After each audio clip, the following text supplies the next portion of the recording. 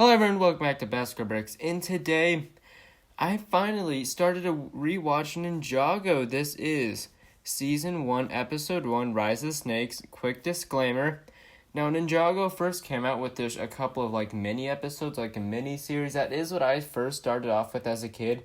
I could not find all the episodes listed by Lego, and I'm only going to be watching stuff posted by Lego just to make sure that I'm just getting everything, nothing's missing from them.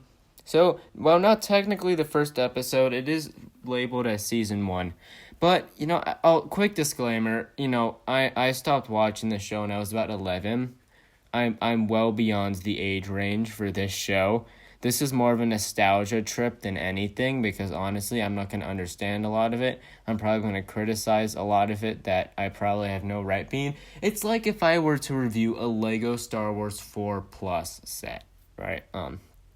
But, yeah, if at any point I'm enjoying the video, a like, of course, maybe even a subscription, and, let's get right into it.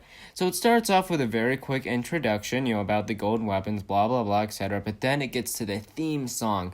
As a kid, this was my jam. I loved this thing. It was like the first song I fully memorized. Looking back at it, it's not nearly as cool as I once thought it was.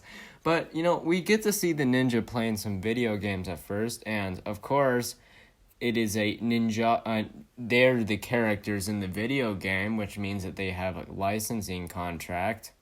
That is nothing that my kid brain ever put together.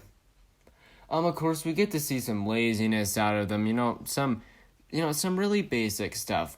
We also see, I must say, Zane, I was surprised by his voice. I didn't remember it. I can't really say how I specifically remembered it sounded. It just sounds a little bit more different to me. All the other characters sound pretty similar, except Nia. Nia took me completely off guard. Nia is so much more annoying than I remember. Oh my gosh. Her voice is so high-pitched. It's like she is so whiny. Nia is so unbelievably more annoying than I remembered her being. Oh my gosh. This might be because it's a kid show, but... So the ninja get called to a nearby village to fight with who they think is Lord Garmadon. They ride in their dragons, end up being Lloyd Garmadon. And this is like Nia. Lloyd is so much more annoying than I remember him being. This may be because in here he's supposed to be a bratty kid, so maybe that was their intention. But oh my gosh, wow. Very annoying, very, very annoying from Lloyd. And of course, you get some cheap little things, like Lloyd's trying to steal candy and such. It's not the most interesting part of the episode, but then the ninja go back and Kai somehow accidentally grabs Woo's bag, which has some scrolls which they weren't supposed to see, because Woo puts forbidden scrolls in his bag and apparently puts it next to Kai's, because Kai just accidentally grabbed it in the rush. Good job, Woo. But it tells the prophecy of the green ninja. So then the ninjas start fighting to try to see, who the winner is, the green ninja, and in their fight, not only is there some things that don't make a lot of sense, like Cole is trapped in ice and still somehow wins. Don't know how that worked out for him. But Kai's weapon glows and goes all berserk, so Master Wu has to come in and put all the fire out with the shurikens of ice. And he tells them they weren't supposed to see the scroll. So, cut back to Lloyd, because now we have this child. Let me say... This is the child of the most evil person in Ninjago right now, locked in a boarding school which he can easily escape. If he's the son for the single most evil person in the universe, you think people take care to, maybe keep him better locked up?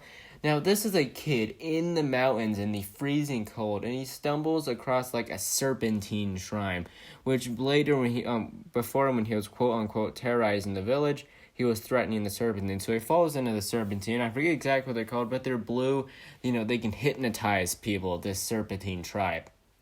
But so one of them tried to hypnotize Lloyd, but luckily, to his advantage, these guys live in ice.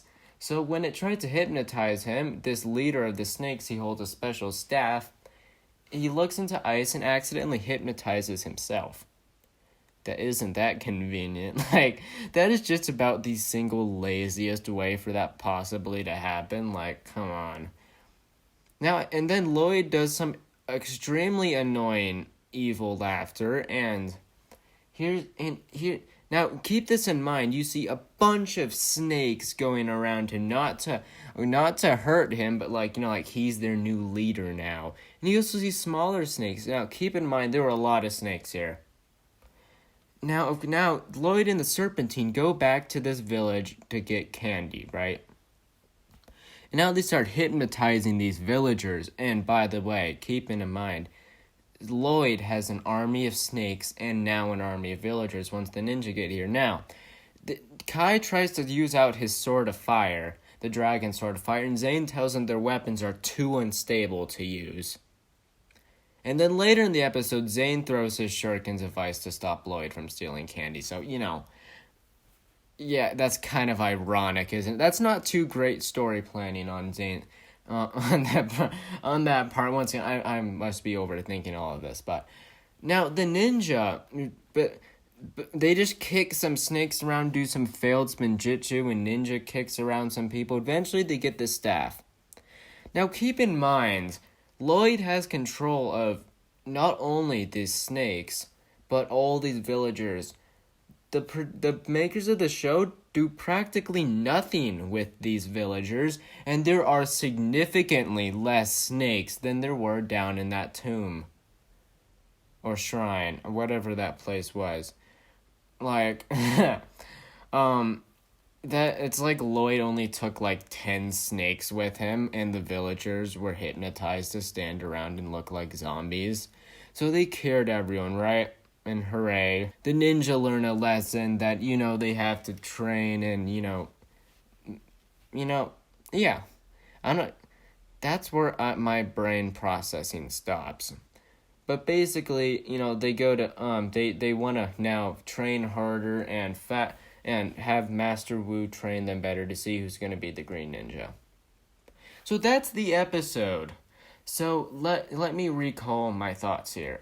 It was cool really looking back and seeing this. I do remember some of this episode, especially at one point in the episode, Lloyd has a can of snakes. This is when he first goes to the village without the Serpentine, and as the villagers are around him throwing vegetables, Lloyd releases a can of snakes. For some reason that has stuck with me. The Ninjago video game but while they were playing the video game, there was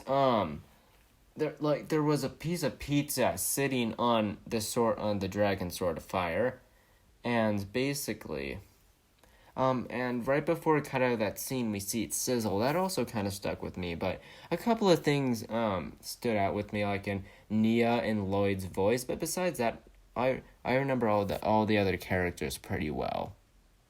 So, it was entertaining to go back and watch. Like, definitely out of the age range for me completely. I don't understand a lot of the attempts of humor just either went right over my head or was like, yeah, you could have done a lot better than that. Like, once again, this is because, I'm more into, like, adult-oriented kind of, like, whether that is just TV shows or, comedy in general. Like, there was no chance that I would probably find any of this that funny in the first place, but some of them were kind of good, but not, a smirk was the most you get out of me. In terms of the story, it was decent. Once again, there were some plot holes, but I'm not going to hold it against Ninjago for those plot holes, because it's a kid show. It's a Lego kid show. I don't expect the highest quality out of this. So, animation was pretty good, though. It looked good.